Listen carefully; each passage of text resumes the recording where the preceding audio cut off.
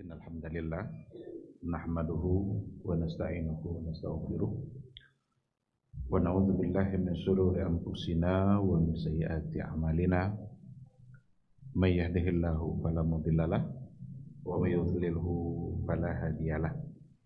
Asyhadu an la ilaha illallah wahdahu la syarikalah wa asyhadu anna Muhammadan abduhu wa rasuluh la nabiyya wa la rasula ba'dah. Ikhwati fillah, hadirin hadirat kaum muslimin dan muslimat yang dimuliakan Allah.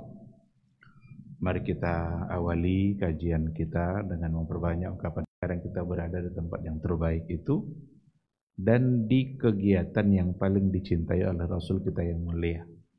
Majelis ilmu, sebuah majelis yang mudah-mudahan semakin mendekatkan diri kita kepada surganya Allah Subhanahu wa ta'ala.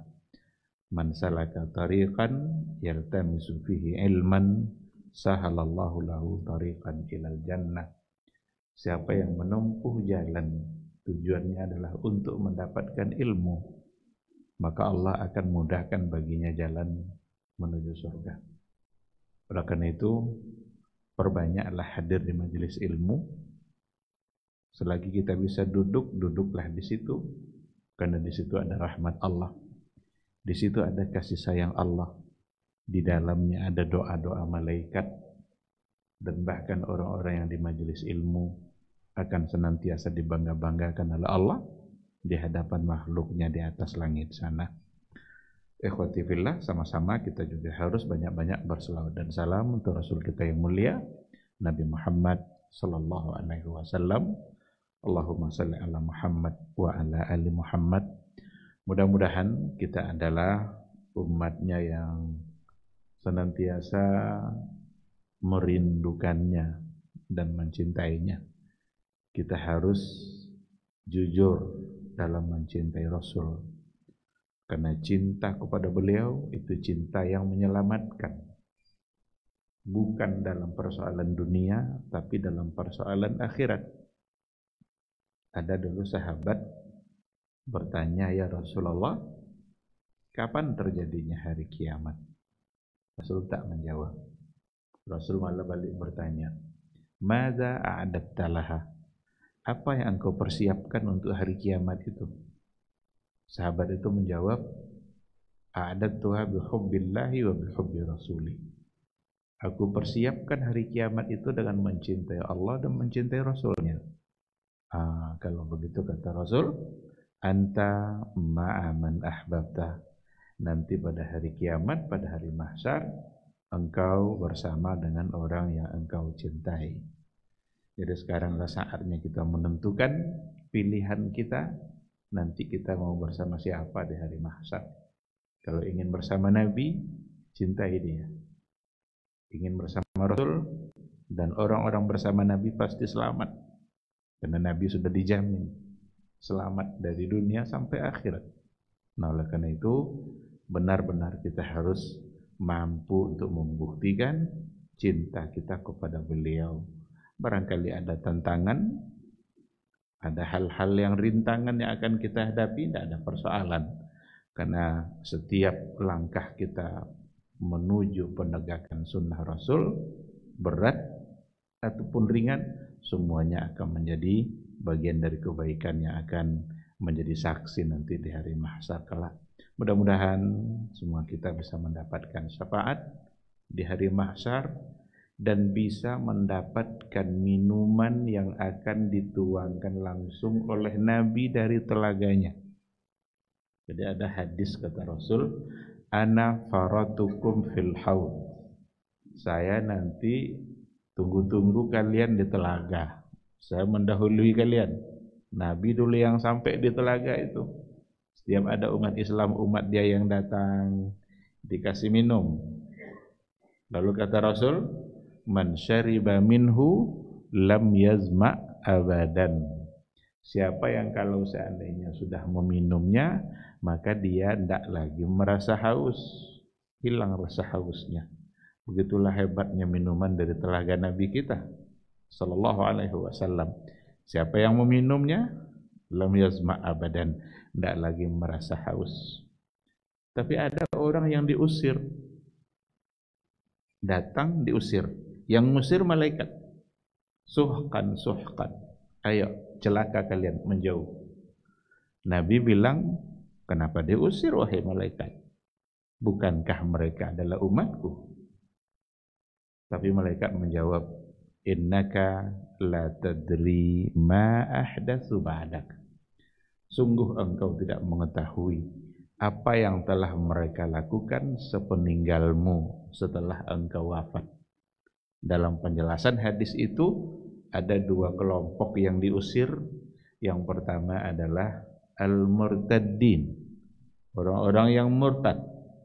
Murtad berarti meninggalkan agama. Sedangkan yang kedua adalah allazi ahdatsa wa ghayyara dina Rasulillah sallallahu alaihi wasallam. Orang-orang yang mendatangkan perkara-perkara baru dalam agama Nabi. Ketika diberikan alasan itu oleh malaikat, Nabi pun ikut mengusirnya. Bu'dan bu'dan, suhkan suhkan, liman baddala dini. Celaka orang-orang yang telah merubah-rubah agamaku. Nah, mudah-mudahan kita tidak termasuk ke dalam yang diusir itu. Tapi kita berharap semua kita termasuk orang yang mendapatkan minuman itu. Caranya berpegang teguh dengan sunnah Rasulullah sallallahu alaihi wasallam.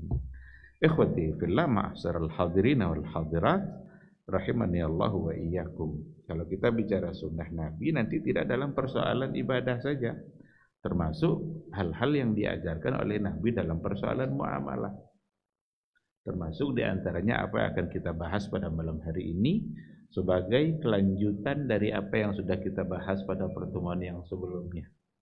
Jadi panduan Nabi bukan hanya dalam persoalan ibadah, tapi juga dalam persoalan muamalah. Ketika Nabi memandu dalam muamalah kita, jangan sampai ada riba katanya. Berarti sunnah dalam muamalah adalah meninggalkan riba. Itu sunnahnya. Nabi yang mengajarkan seperti itu. Nah, inilah yang akan kita coba insyaallah bahas pada malam hari ini. Ikhwati fillah, banyak poin yang akan kita sampaikan, tapi tentu saja sesuai dengan ketersediaan waktu yang ada terkait dengan riba dalam muamalah yang wajib hukumnya untuk kita tinggalkan. Pada pertemuan yang sebelumnya, dalam transaksi kita tidak boleh ada 3 hal.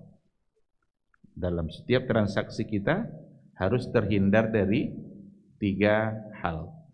Yang pertama, zulm. Yang kedua, gharar. Yang ketiga, riba. Zulm, gharar, riba. Zulmun, kezaliman, perbuatan perilaku dalam bertransaksi. Angka yang dicurangi, timbangan yang tidak pas, seharusnya 10 dijadikan 9, zulm. Perbuatan orangnya. Kalau gharar, ketidakjelasan yang ada pada barang, bukan perbuatan orangnya, tapi ketidakjelasan yang ada pada barang. Buah yang belum masak, durian yang masih putihnya, kemudian dijual seharga buah durian. Nabi melarang. Naha Rasulullah sallallahu alaihi wasallam an bai'is simari qabla buduwi salahiha. Nabi melarang untuk memperjualbelikan buah-buahan qabla buduwi salahiha, sebelum nampak terang akan menjadi buah. Itu namanya gharar. Kalau dijual juga berarti gharar. Pada masa jahiliyah dulu banyak sekali praktek-praktek jual beli yang di dalamnya ada gharar. Yang kadang-kadang masih bertahan perilaku dan cara seperti itu pada zaman sekarang. Ada katanya di satu tempat, tapi tidak di kita, di tempat lain. Katanya kalau jual beli sapi, itu tidak dengan menengok sapinya secara langsung, tapi tebak-tebakan saja. Atau ada orang kalau pada masa jahiliyah dulu, jual beli pakaian, tidak ditengokkan pakaiannya, tapi disentuh. Ini lembut, ini kasar, lembut kasar itulah nanti yang mereka pastikan harganya, tapi tidak dengan memperlihatkan langsung barangnya. Pasti di situ akan ada gharar. Dan yang ketiga, yang tidak boleh ada dalam transaksi kita adalah riba. Apa itu riba? Coba kita lihat secara ringkas. Riba itu secara bahasa artinya adalah ziyadah, tambahan. Riba bermakna ziyadah. Awalnya 5 jadi 7, berarti 2 riba. Tapi secara istilah syar'inya adalah ziyadatun lam yuqabilha iwadun. Ziyadah, satu bentuk penambahan, lam yuqabilha iwadun, yang tidak diimbangi dengan imbalannya. Jadi satu sisi aja yang bertambah, yang satu sisi tidak mendapatkan imbalan apapun dari penambahan itu. Inilah yang definisinya secara syar'i. Dan riba itu nanti bisa terjadi pada dua hal. Jadi riba secara umum, secara garis besar, itu dapat terjadi pada dua hal. Yang pertama pada ad-dain, pada hutang piutang. Sedangkan yang kedua pada al-bay', pada jual beli. Berarti riba ad-duyun, riba yang terdapat di dalam hutang piutang. Dan kedua, riba al-buyu', riba yang terdapat di dalam transaksi jual beli. Dalam dua hal inilah praktek riba akan banyak terjadi. Dalam hutang piutang umpamanya, jelas dalam bentuk penambahan.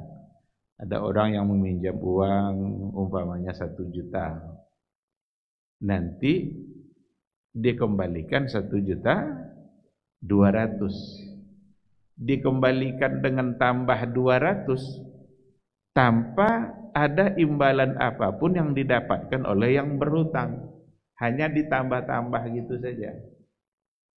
Maka 200-nya menjadi riba. Baik penambahan itu nanti disepakati di awal atau nanti ketika ada keterlambatan.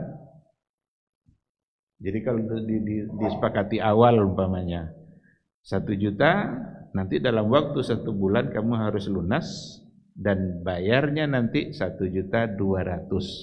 Itu sepakat dari awal. Atau penambahan itu ada disebabkan oleh keterlambatan. Dia janjinya 1 juta, bayar 1 juta juga.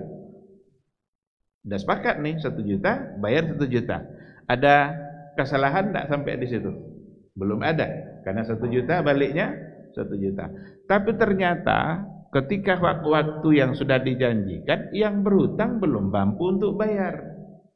Tiba-tiba yang memberikan piutang tadi, yang memberikan pinjaman mengatakan, oh karena ada keterlambatan berarti kamu harus bayar segini, lebih dari 1 juta. Itu 2 cara bentuk hutang, dan dua-duanya ternyata tidak dibenarkan oleh agama, karena itu adalah menjadi bagian dari riba. Maka itu namanya riba ad-duyun. Dikatakan az-ziyadatul masyruṭah allati ya'khudhuha ad-da'inu minal madin nadhir ta'jil.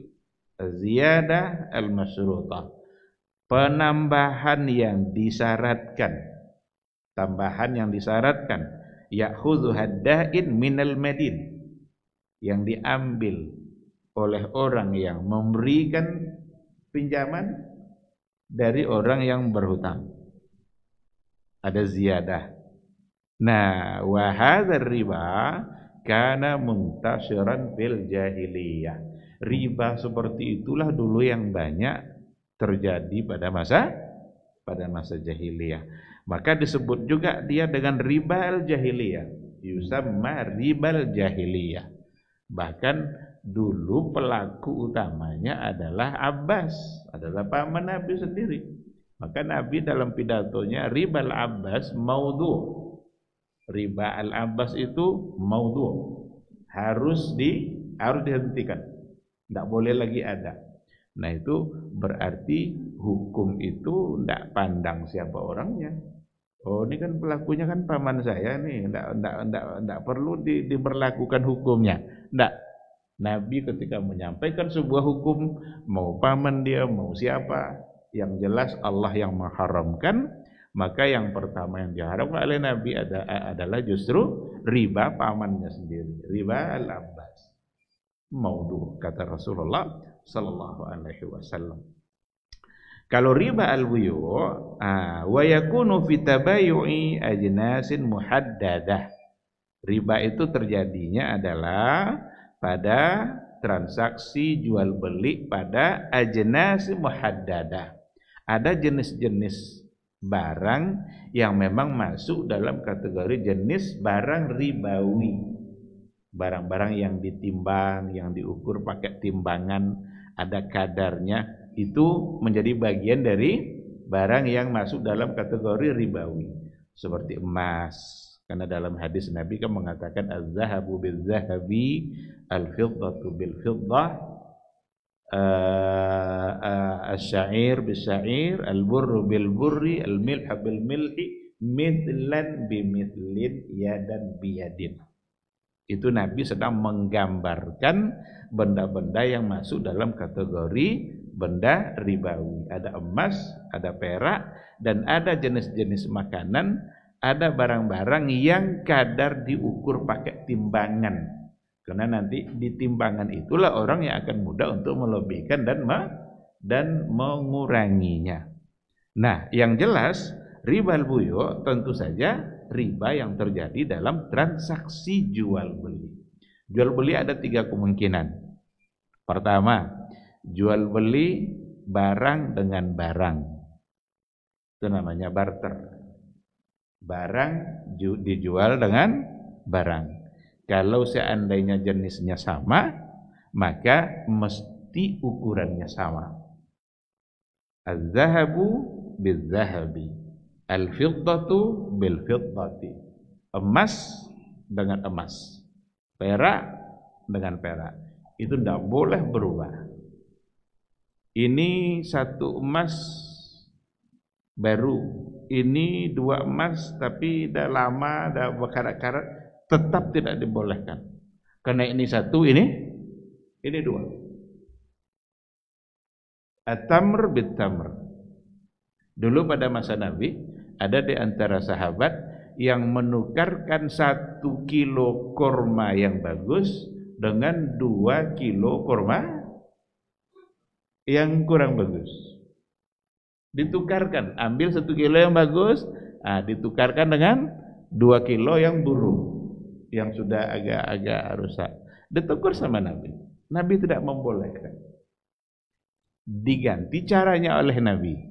Jual dulu yang 2 kilo ini, ambil uangnya, lalu kamu beli dengan uang itu kurma yang bagus. Kenapa Nabi larang? Karena sama-sama kurma, sama jenisnya. Kalau berbeda jenis, wa in ikhtalafatil ajnas fabi'u kaifa syi'tum idza kana yadan biyadin.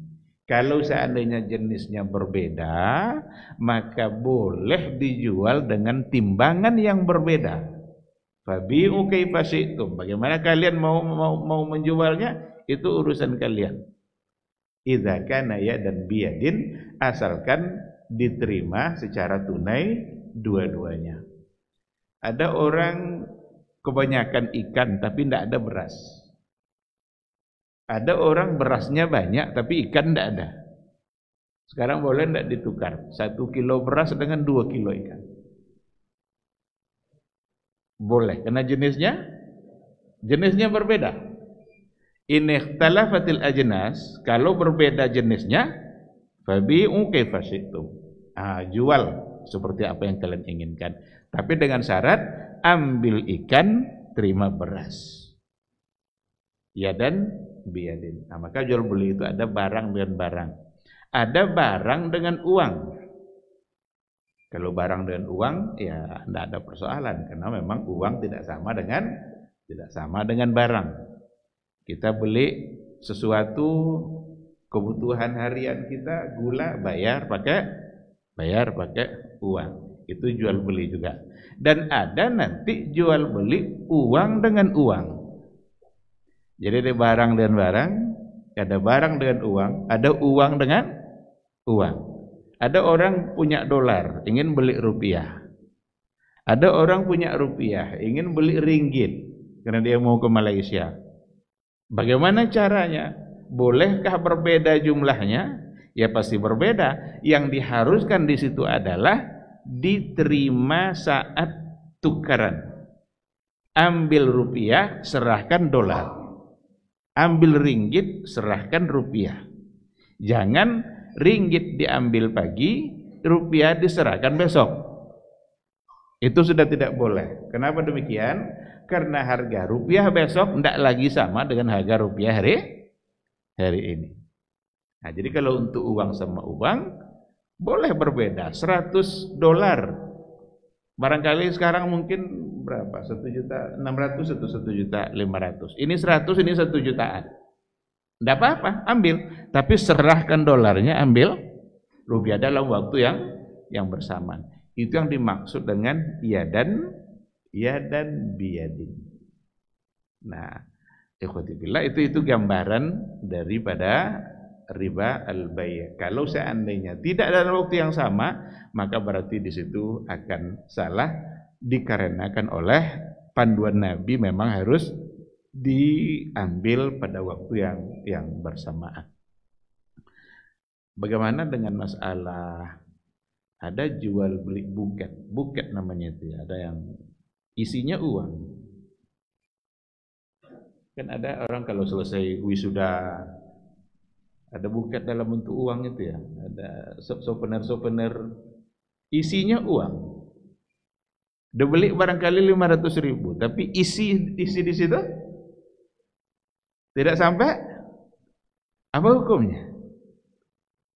Apakah buket itu semata-mata transaksi jual beli dengan uang itu, atau buket dalam artian di dalamnya ada uang tapi bukan lagi semata-mata uang, bukan ada coklat-coklatnya, ada kadang makanan-makanan ringan, cuma diselipkan di dalamnya ada uang. Kalau tidak murni dalam bentuk uang, ya berarti hukumnya bisa saja tidak sama.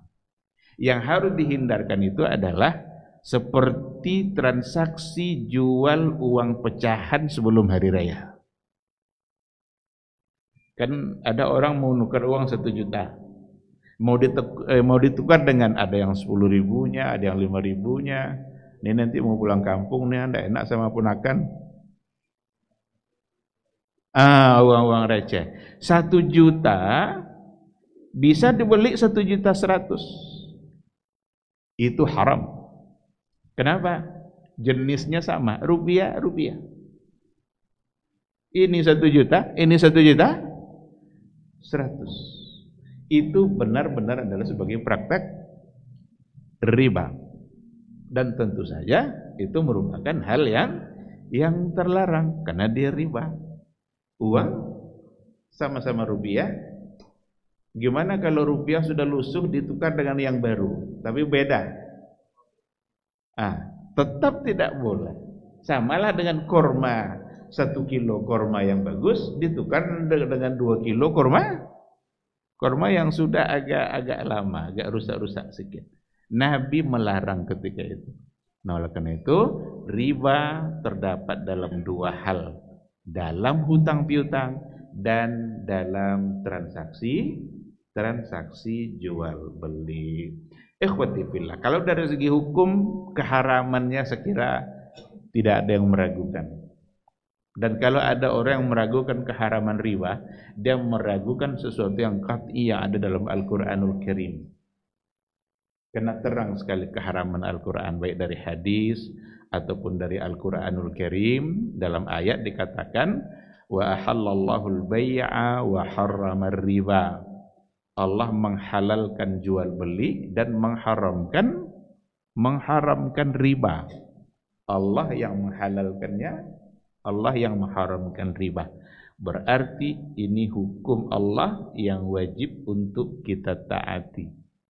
Karena dia yang langsung mengharamkannya. Dalam hadis jelas, banyak sekali. Ada ancaman-ancaman yang begitu besar. Bahkan sama dengan berzina dengan ibu kandungnya sendiri. Ada juga hadis Nabi yang mengatakan la'ana Rasulullah sallallahu alaihi wasallam akilar riba wa mukilahu wa syahidaihi wa katibah. Yang mendapatkan dosanya ternyata bukan hanya yang memakannya saja. Orang yang mewakili transaksinya sebagai saksi, katibahu, notulennya sebagai pencatatnya, penulisnya. Seandainya riba itu akadnya dibawa kepada notaris, Pak notarisnya kena sama dosa. Wa katibahu, katib itu yang menulis. Hum sawa. Itu kata Nabi. Hum sawa. Semua mereka itu sama dalam mendapatkan dosanya. Nah, jadi Al-Quran, hadis terang sekali mengharamkan. Bahkan dikatakan juga bahwa keharaman riba itu sabit fi syar'i man qablana minal umami. Juga sudah sabit, sudah tetap, sudah ada pada masa umat-umat terdahulu. Pada masa Nabi Musa, pada masa Nabi Isa, itu sudah ada keharaman yang namanya riba. Satu ayat yang ternyata ayat ini hubungannya dengan Nabi Musa. Wa akhdhihimur riba wa qad nuhu anhu. Mereka tetap mengambil riba padahal sungguh mereka telah dilarang. Dikatakan oleh ulama tafsir ayat ini berkaitan dengan praktek riba pada masa Nabi Musa. Dan itu juga sudah diharamkan pada masa Nabi Nabi Isa alaihi salam. Oleh karena itu keharaman riba yang ditetapkan dalam Al-Quran pada masa Nabi Muhammad SAW berarti itu bukanlah perkara yang baru. Bukan perkara yang baru. Bahkan dikatakan juga wa kanat Quraisy fil jahiliyah tuqirru bi khubsihi. Orang-orang jahiliyah pada masa Nabi dulu mereka ternyata sudah tahu kalau riba itu harta yang buruk, yang tidak baik. Orang-orang jahiliyah dulu tahu dia hasil dari perbuatan riba itu, hasil dari perbuatan yang menghasilkan uang riba itu, ini adalah uang yang tidak baik. Makanya kan dulu ketika Ka'bah runtuh karena datang banjir, itu kan mau dibangun ulang. Kenapa tidak dibangun ulang seperti semula? Karena semula Hijr Ismail itu dalam Ka'bah. Ketika dibangun ulang, mereka tidak cukup uang. Sebenarnya bukan tidak cukup uang. Mereka punya uang, tapi mereka tahu uangnya adalah uang riba. Dan mereka tidak mau menggunakan uang riba itu untuk membangun Ka'bah. Berarti mereka kan paham kalau seandainya hasil yang mereka dapatkan apakah dari riba, apakah dari menjual khamar, apakah dari mencuri, apakah dari ini, dari itu. Kalau tidak baik uangnya, berarti tidak boleh dibangunkan pada Ka'bah. Sehingga Ka'bah dibangun tidak lagi seperti yang sebelumnya. Maka sekarang Hijr Ismail berada di luar dinding Ka'bah. Sebenarnya hukumnya di dalam.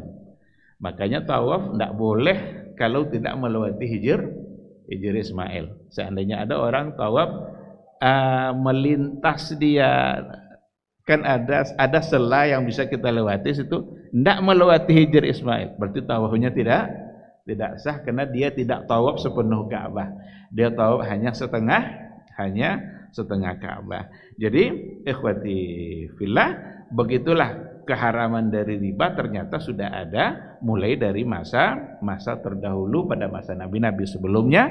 Bahkan orang-orang jahiliyah pun mengerti akan keburukan uang yang kalau seandainya datang dari hasil riba. Kenapa diharamkan? Ya, saya kira alasannya juga sudah sangat terang. Di sini diberikan penjelasan yang cukup panjang. Intinya adalah ziyadatur ribawiyah yu'khaz fihi malul insan min ghairi iwad. Kita mengambil hak orang lain secara tidak benar. Kita mengambil hak orang lain, seharusnya itu bukan milik kita, milik dia, tapi kita ambil sementara dia tidak mendapatkan apapun. Yang kita berikan adalah 1 juta, kemudian dia harus bayar 1.500.000, kita ambil 500 ini secara paksa, sementara dia tidak mendapatkan apapun dari 500 yang kita ambil. Disinilah kezalimannya. Kalau seandainya dengan cara tidak zalim, karena ada nanti cara yang diatur oleh agama, dan itu dibolehkan. Apa contohnya? Umpama tidak disyaratkan apapun, tetapi orang yang tadi merasa terbantu, dia ingin memberikan lebih dari yang dia pinjam. Boleh enggak? Boleh. Betul-betul dia merasa terbantu dengan uang 10 juta itu. Jarang-jarangnya orang mau pinjam uang 10 juta. Sekarang mau dia. Karena dia merasa terbantu, hajatnya terpenuhi. Nanti saat dia bayar, diberikannya 10 juta sesuai dengan yang dia ambil, yang dia pinjam, tetapi dia ingin berterima kasih dengan memberikan lebih tanpa ada syarat apapun. Bolehkah? Jawabannya boleh. Atau barangkali bukan dalam bentuk uang, dalam bentuk yang lain, hadiah apakah gitu, untuk anak-anaknya diberikan di luar dari 10 juta yang dia pinjam. Nah, yang begitu-begitu agama membolehkan. Yang tidak boleh itu kalau sudah disyaratkan dari awal. Nah, ini kullu qardin jarra manfa'a fa huwa riba.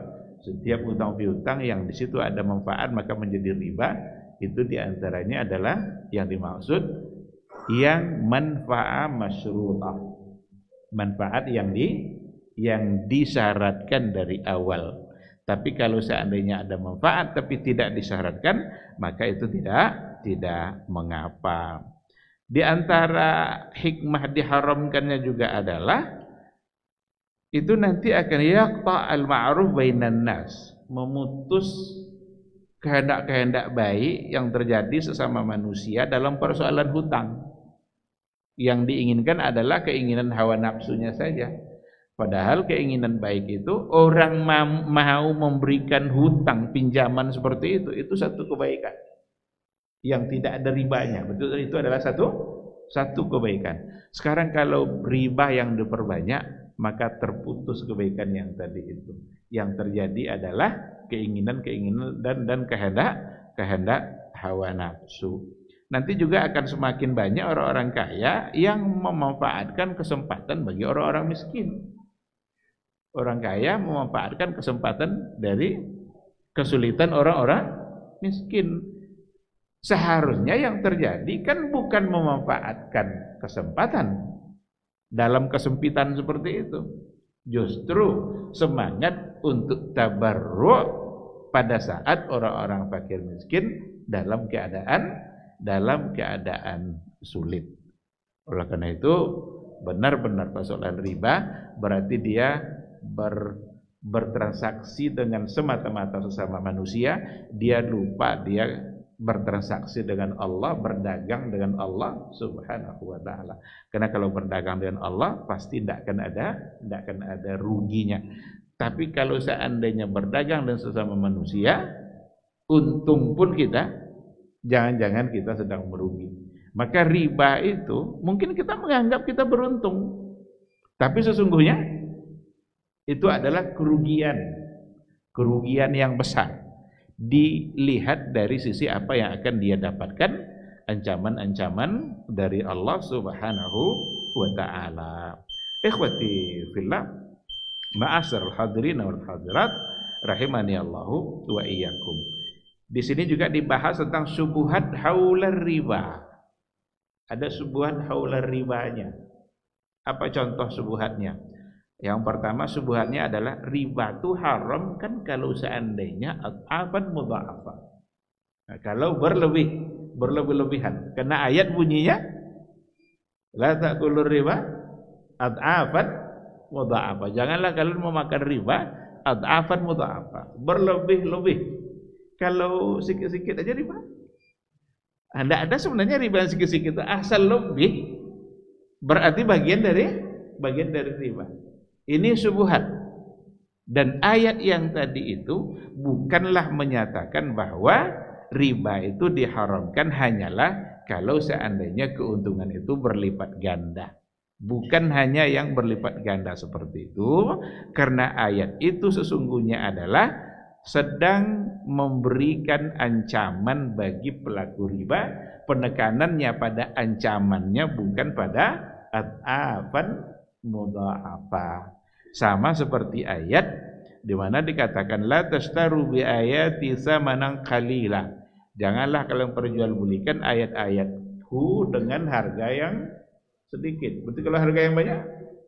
Nah, jadi tidak bisa dipakai di situ mafhum mukhalafah. Oleh karena itu subuhat itu terbantahkan karena ayat itu fokus pada ancamannya, bukan fokus pada mengharamkan berlipat gandanya. Wallahu a'lam. Waktu Isya masuk kita akan jawab dulu suara azan insyaallah.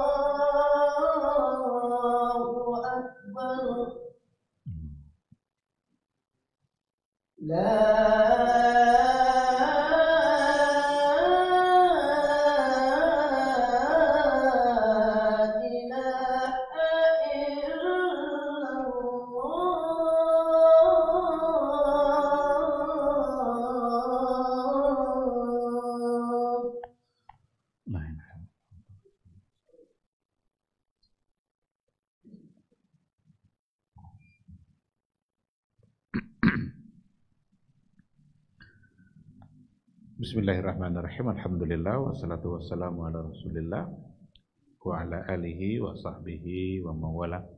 Ikhwati fillah, ma'asyiral hadirin wal hadirat, rahimani Allah wa iyyakum. Kembali kita kepada materi kita sebelum kita bertanya jawab. Jadi itu yang pertama adalah syubhat yang muncul bahwa riba itu baru menjadi haram kalau seandainya berlipat ganda. Dalilnya dalam syubhat itu ayat ya ayyuhallazina amanu la ta'kulur riba ad'afan mudha'afah. Ya orang-orang beriman, janganlah kalian memakan harta riba ad'afan mudha'afah, berlipat ganda. Seolah-olah dipahami dari ayat itu kalau sedikit seolah dibolehkan. Itu syubhat yang tidak dapat diterima, tidak boleh dibenarkan. Karena ayat itu bukanlah sebagai mafhum mukhalafah yang kalau tidak berlipat ganda lalu ribanya menjadi dibolehkan. Tidak. Itu semata-mata larangan karena kebiasaan orang dulu memang berlipat ganda. Praktek-praktek yang terjadi pada masa jahiliyah dulu yang dilakukan oleh kaum musyrikin itu memang adalah ad'afan mudha'afah. Jadi Allah ingin mencela perbuatan mereka itu. Bukan perbuatan ad'afannya itu, tapi perbuatan ribanya. Jadi kalau dianalogikan seperti yang tadi, janganlah kalian memperjualbelikan ayatku dengan harga yang sedikit. Nah, bukanlah berarti boleh kalau harganya banyak, harganya besar. Tidak dapat diterima. Oleh karena itu, riba meskipun sedikit maka tetap adalah haram. Karena dalam ayat secara terang Allah mengatakan, ya ayyuhalladzina amanu taqullaha wa dharu ma baqiya minar riba.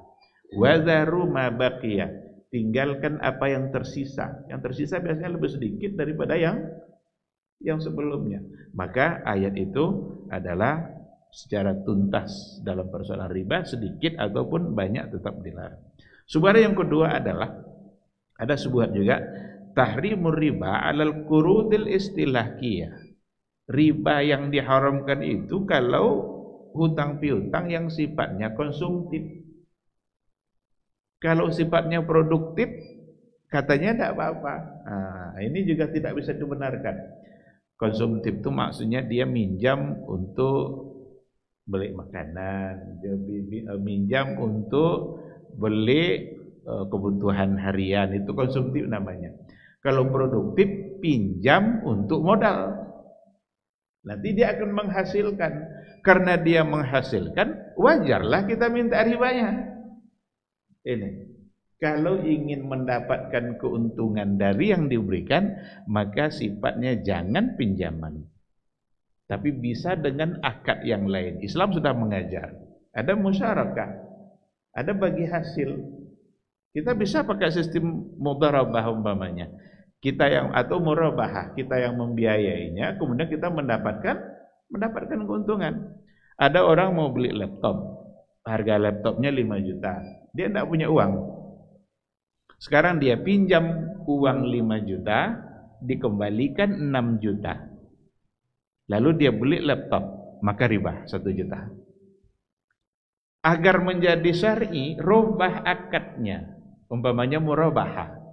Tetap juga, saya yang punya uang 5 juta, saya beli laptop yang dia inginkan seharga 5 juta, lalu saya jual ke dia, dan saya ingin dapat untung 1 juta dari 5 juta yang tadi itu. Saya jual ke dia 6 juta, angsurlah ke saya. Nanti saya dapat 1 juta. Itu halal. Itu namanya murabahah. Dan itu dibolehkan.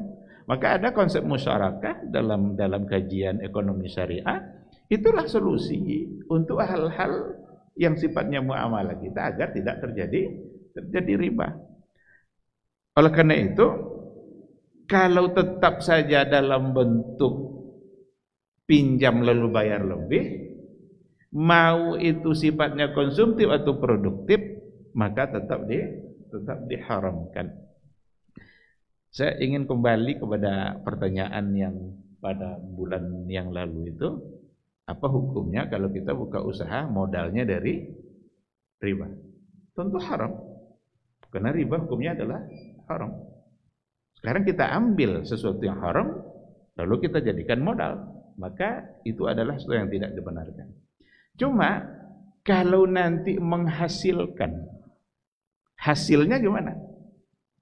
Nah, tadi kan yang diharamkan itu perbuatan kita memulai usaha pakai uang riba. Berarti adalah kita sudah salah, karena jelas kesalahannya.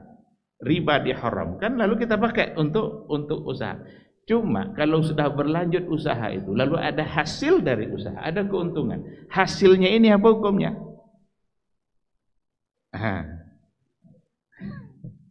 Di sini memang ada perselisihan di kalangan para ulama.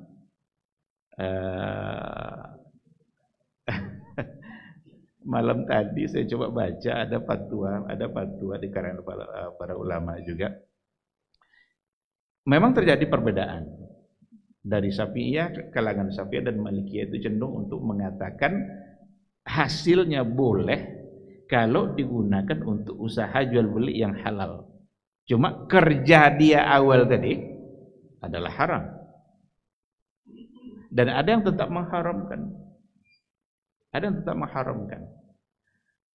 Kalau babi melahirkan kambing, halal kambing itu enggak?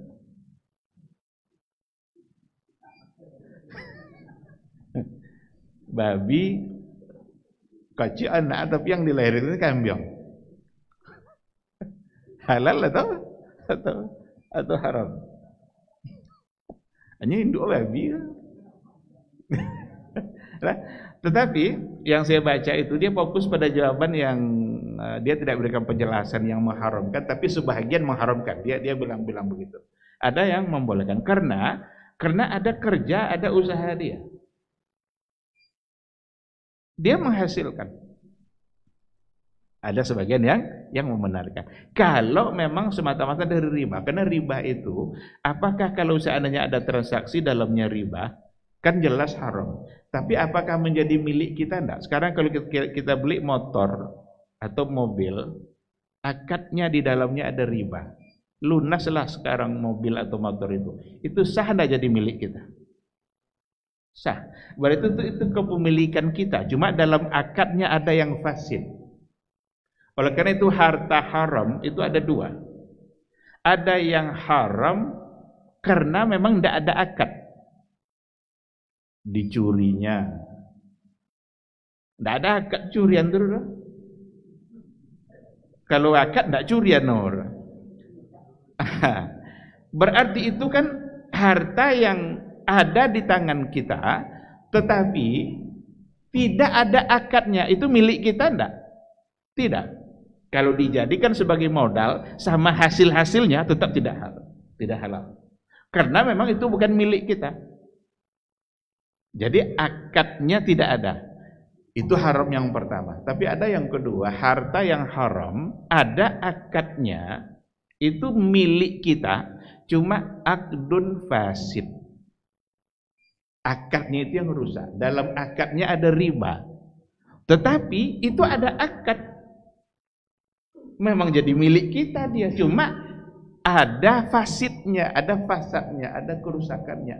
Riba itulah kerusakannya. Sehingga kita berdosa untuk melakukannya.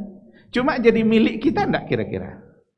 Nah, jadi milik kita. Nah, dari sisi inilah yang membolehkan, bukan membolehkan untuk melakukan itu. Hasil dari usaha tadi itu sebahagian tetap mengatakan halal, tapi sebagian lain bertahan lebih mengedepankan kehati-hatiannya, sehingga dia tetap untuk mengharamkan.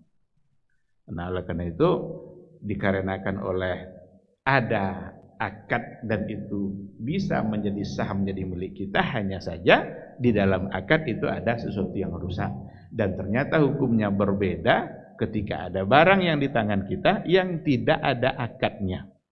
Sehingga muncul pertanyaannya begini, apakah uang hasil riba perlu dizakatkan?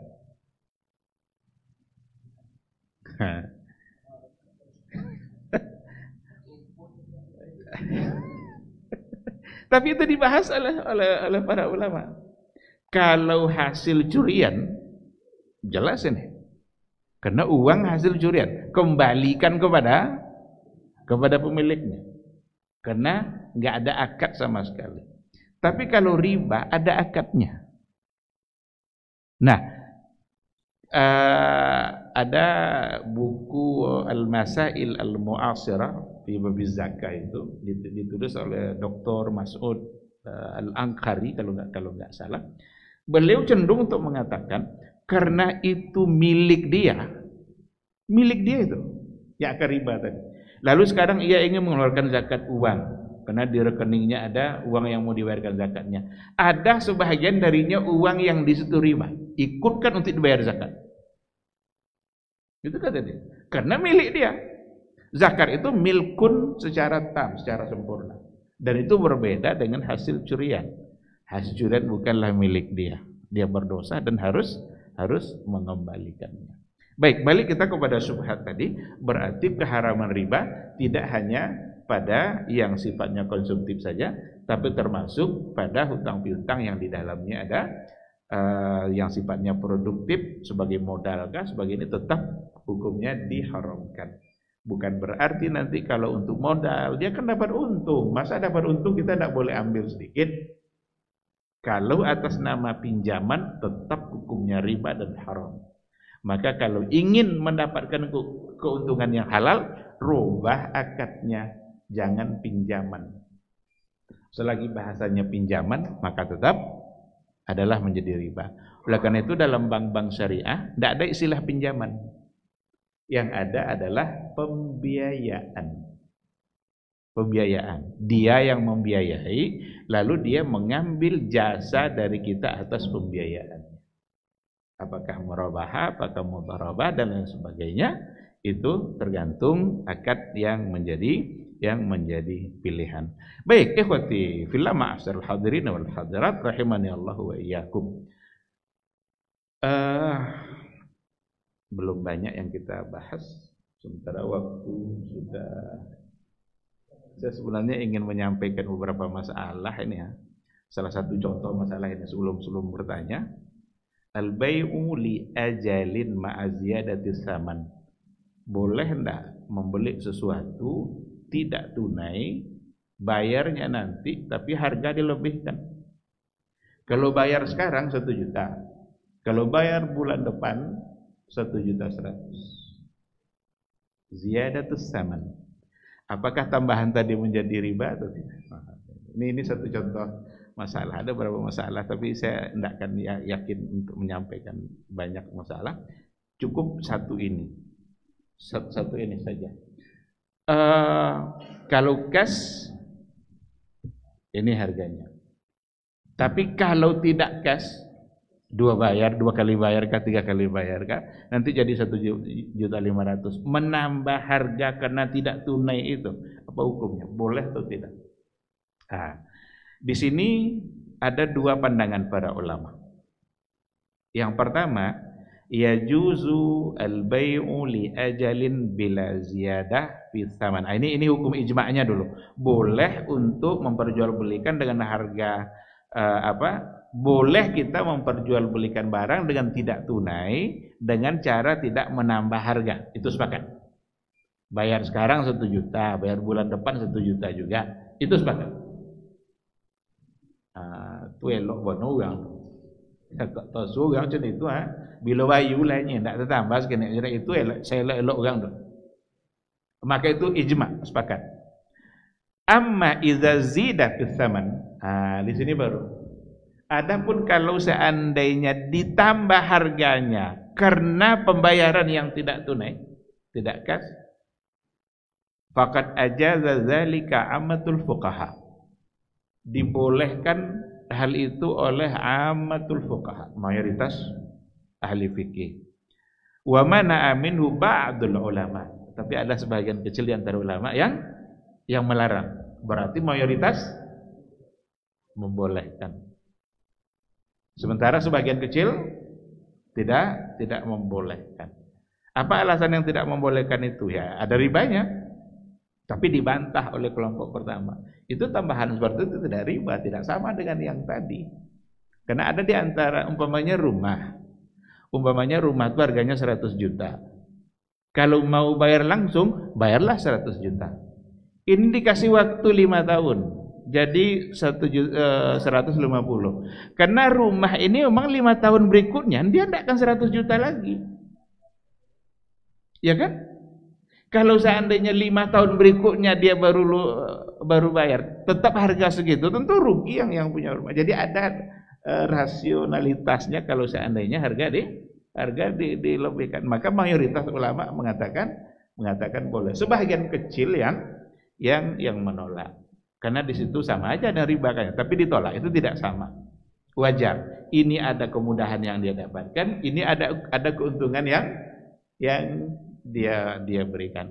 Ini dimudahkan oleh cara bayar yang tidak tunai, ini diuntungkan dengan uang yang lebih. Jadi dua-duanya sama-sama mendapatkan keuntungan. Nah, alasan yang melarang juga itu sama dengan dua transaksi dalam satu objek.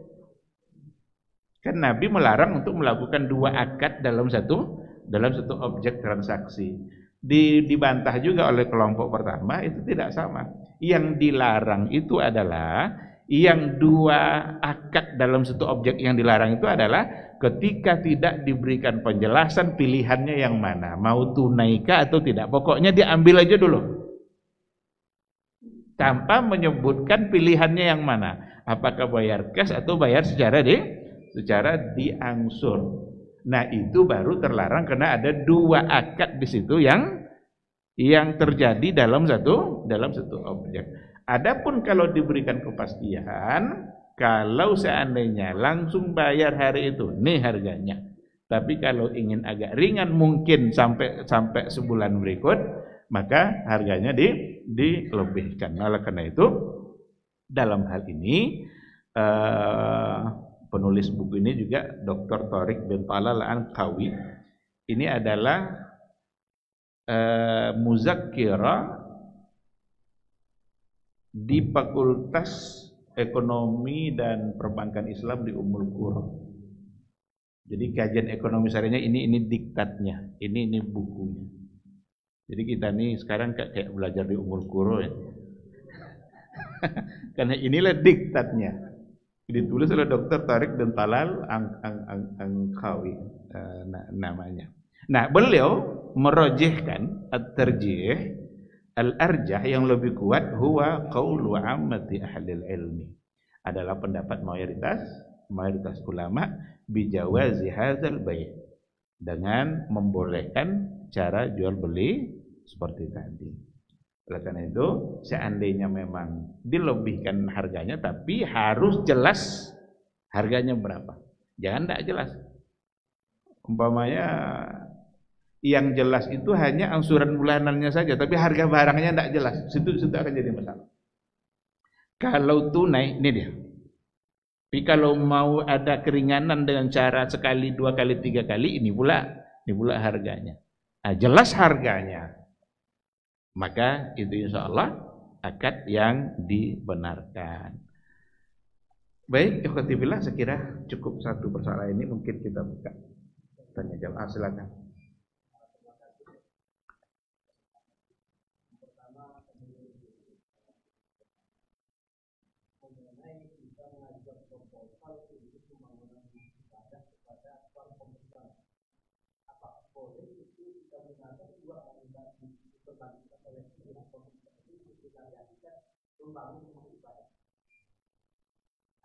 Kedua, kalau kita ingin menggaring itu sudah biasa. Artinya, kalau ada seseorang itu menggaringkan sebidang tanah yang isinya adalah tanaman produktif, kemudian ini belum bisa dibayar, belum bisa ditutup oleh si pembeli, dan ini sudah ada akad itu hanya salaman. Ini saya gadaikan tanah itu tidak tanah dan mestinya bikin ini, kemudian diberikan pinjaman oleh yang peminjam tadi. Nah, bolehkah saya selaku yang menerima gadai itu memanfaatkan hasil daripada tanah itu? Artinya tanaman, rumah atau yang ada di dalam itu. Terima kasih. Ya. Baik, ada dua pertanyaan. Pertama tentang mengajukan proposal ke bank-bank konvensional. Saya hanya ingin mengajak kita untuk lebih berhati-hati. Jangan kalah pula kita sama orang jahiliyah. Orang jahiliyah tidak mau dia bangun Ka'bah kalau seandainya itu dari uang. Kan orang jahiliyah tadi itu kan tahu dia kalau ini uang riba, tidak mau dia bangun Ka'bah dari uang itu, karena dia tahu dari riba itu adalah ini. Cuma kalau kita ajukan proposal, apakah semata-mata yang akan kita dapat adalah dari uang riba atau dari kegiatan yang lain yang di situ tidak riba? Karena bisa saja ada produk-produk dari bank konvensional, karena tidak semuanya dalam bentuk riba. Kalau nyata umpamanya, ya kita harus lebih berhati-hati. Lebih berhati-hati karena kita meminta sesuatu yang kita tahu itu adalah tidak halal, karena dia adalah riba. Dan itu beda nanti ketika ada orang yang mengajukan memberikan sumbangan ke kita tanpa kita tanya-tanya, ini uang riba nih atau enggak? Ada orang mau nyumbang, kita maunya 5 juta. Uang itu sebenarnya adalah uang, mungkin riba, mungkin tidak. Perlu enggak kita tanya? Tidak perlu kita tanya. Dosanya untuk dia. Tapi kalau yang seperti tadi, kita yang mengajukan untuk mendapatkan sesuatu yang kita tahu itu adalah dari riba. Ya, wallahu a'lam, saya hanya ingin mengajak kita untuk lebih berhati-hati. Karena apalagi masjid, kita ingin di situ ada keberkahan. Kita menginginkan di situ yang ada adalah keberkahan demi keberkahan. Oleh karena itu perlu juga lagi kita untuk memastikan jangan pula kita yang memancing-mancing datangnya uang. Tapi kalau datang tidak perlu kita tanya. Setiap orang nyumbang kalau tanya kacau juga itu nanti. Asal ada orang nyumbang tanya dulu halal atau enggak. Kan tidak mungkin kita tanya kan. Nah itu untuk yang pertama. Sedangkan untuk yang kedua, kita tidak boleh memanfaatkannya. Sekarang kita berutang memberikan pinjaman 5 juta. Digadaikannya kebun durian. Durian tengah lobek loh. Uang 5 juta sudah diambilnya. Kebun dalam gadaian kita. Jangan kita ambil buah durian itu. Karena kalau seandainya durian untuk kita jual, kita inikan, jangan-jangan harganya sudah 2.500.000. Seharusnya hutang sudah terangsur separuh. Iko hutang tak tahan susah kena jujur awak lama-lama makan durian. Oleh karena itu tidak boleh memanfaatkan gadai. Nanti ketika dia tidak bisa bayar, barulah tanah menjadi milik kita. Bahkan bukan milik kita. Disepakati dulu itu, dijual tanah ini, ternyata harga tanah 10 juta. Untuk kita 5 juta, untuk dia 5 juta. Jadi jangan dikira nanti apa yang digadaikan tuh lalu semata-mata langsung untuk menjadi kita manfaatkan dan semaunya kita untuk menggunakan. Jangan-jangan apa yang dihasilkan ternyata sudah bisa menutupi hutangnya. Tapi ternyata hutangnya tak terangsur sedikit pun, sementara buah yang dia punya habis kita ambil, kita jualkah, kita makankah, untuk apapun manfaatnya oleh pribadi kita, maka tidak dibolehkan. Dan banyak terjadi hal yang seperti itu, tapi agama tidak membolehkan memanfaatkan seperti itu. Wallahu subhanahu wa ta'ala. Nah, kalau sudah terlanjur terjadi, tinggal bertobat, beristighfar, banyak-banyak beristighfar kepada Allah Subhanahu wa taala. Hah? Kasih hadiah. Oh, yang bertanya kasih hadiah. Ini habis waktu nanti pada bertanya semua. Ada hadiahnya, Pak?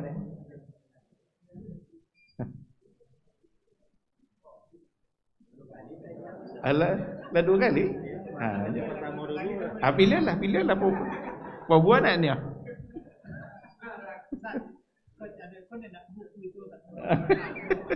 Silakan. Buat dulu. Rukun tauhid itu penting. Rukun tauhid. Nanti untuk ibu. Masya Allah. Barakallahu fikum. Ayo, barakallahu. Silakan. Masalah hasil ibadah kan ada yang membolehkan, ada yang tidak membolehkan. Berarti sudah jalan itu tidak masalah kita memakan ini. Jangan disalahpahami. Kalau begitu tidak tiap apa ya ambil oleh riba, tidak, itu salah. Kita menggunakan modal pakai riba haram, dosa. Tidak, hasilnya tadi. Kalau kita kan bertobat ini, mana hasilnya ada nih? Iya. Jadi pemanfaatan hasilnya kan katakan ada berjual pendapat. Ada yang membolehkan. Iya. Ada yang tidak. Tetap untuk mengedepankan kehati-hatiannya. Iya. Yang kedua kan, ini kan praktik bank syariah ini. Iya. Pengalaman kita. Jadi misalnya kita dengan bank syariah kita mau menjual. Kalau sebelum-sebelumnya kan, ini yang menggunakan mobil disepakati berapa jumlahnya. Cuman terakhir pergeseran kan, yang dia kasih kita mobil tapi beli. Jadi katanya ini sistem wakalah diwakilkan. Jadi bagaimana yang iya. Praktek produk-produk syariah sudah ada fatwa-fatwa yang mengatur.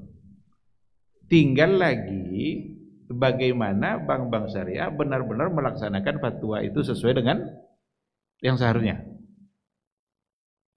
Ada orang mau mobil harganya 100 juta. 100 juta. Jangan bank kasih uang, dah silakan kamu beli. Dah. Bank harus beli dulu mobil itu dan dia jual kepada pembeli. Itu yang harusnya. Karena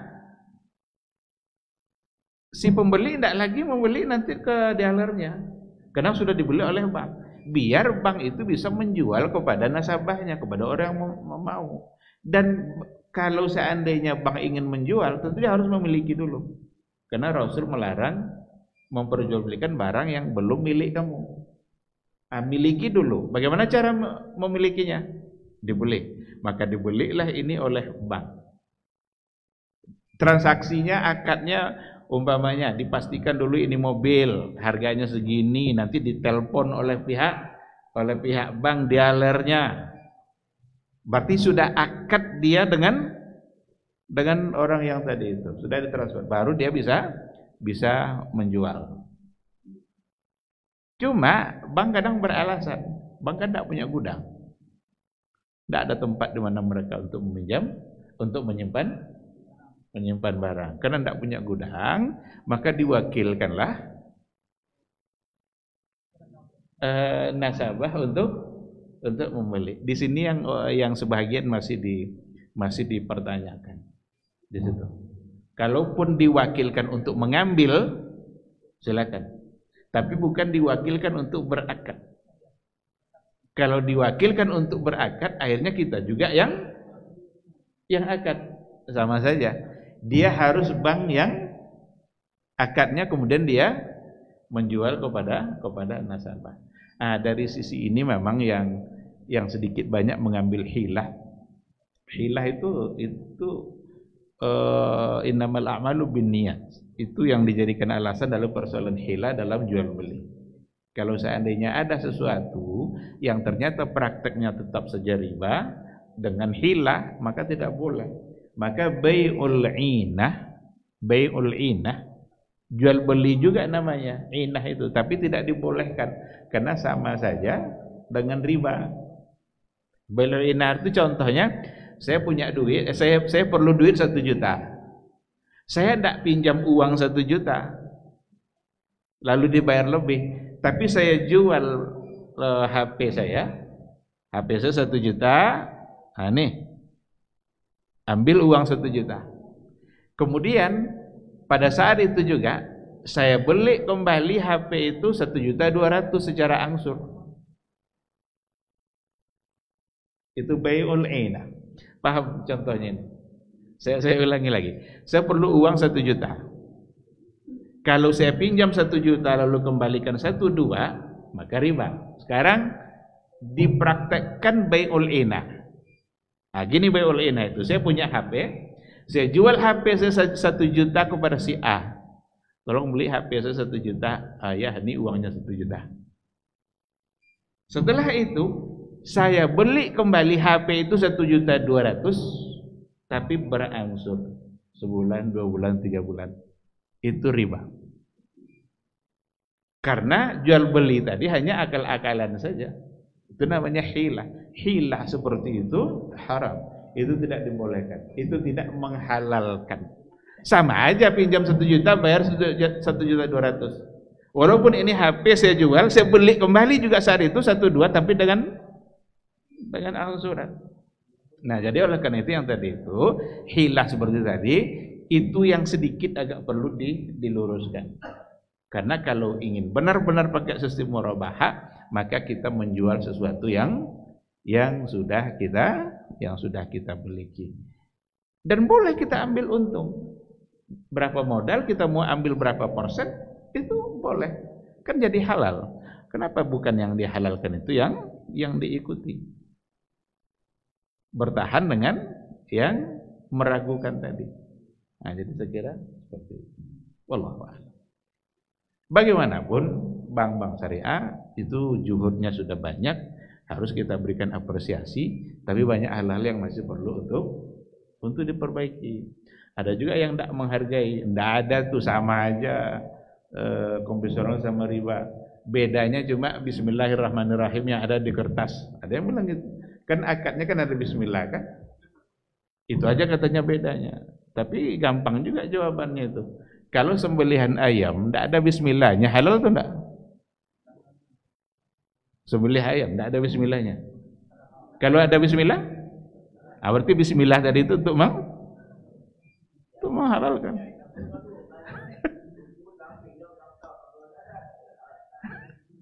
Nah, oleh karena itu tidak menganggap sama sekali tidak ada beda, saya kira juga tidak pas. Kita perlu menghargai jasa banyak orang yang memang sudah berjuang untuk mengembangkan ekonomi syariah. Masih ada kurang? Iya. Sama-sama diluruskan.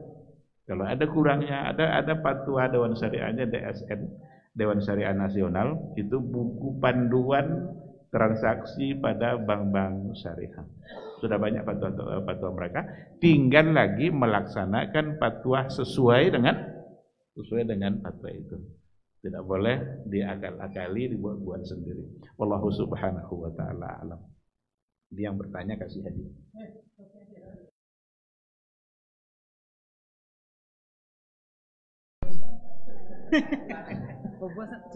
Ambil aja. Jangan sodol. Terima kasih. Barakallahu. Dan di besok dulu. Barakallahu fikum. Salat le'ah. Itu tuh yang paling ketujuh dia. Kalau perlu jangan ada pertanyaan. Iya. Baik, saya kira kita cukupkan sampai di sini kajian kita. Mudah-mudahan apa yang kita sampaikan dapat kita pahami. Yang benar itu semata-mata bimbingan dari Allah. Tapi kalau ada yang salah, ada yang keliru, itu karena kelemahan dan kebodohan. Saya sendiri mohon untuk dimaafkan. Terima kasih. Subhanakallah wa bihamdika. Asyhadu an la ilaha illa anta. Astaghfiruka wa atubu ilaik. Wassalamualaikum warahmatullahi wabarakatuh.